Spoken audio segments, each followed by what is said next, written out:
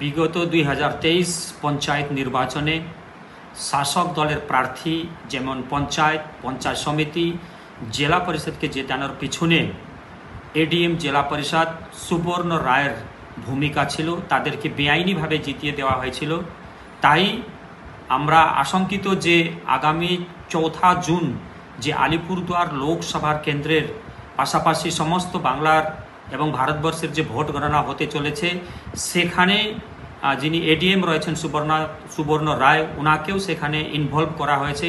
তাই আমাদের দাবি আছে, আমি লিখিতভাবে সেন্ট্রাল ইলেকশন কমিশনকে অভিযোগ জানিয়েছি যে ওনাকে কোনোভাবেই যে আলিপুরদুয়ার লোকসভার গণনা হবে সেখানে ওনাকে যেন কোনো দায়িত্ব দেওয়া না হয় এবং ওনাকে এই গণনা থেকে দূরে রাখা হোক। সে ব্যাপারে আমি কমিশনকে, সেন্ট্রাল ইলেকশন কমিশনকে লিখিতভাবে অভিযোগ জানিয়েছি।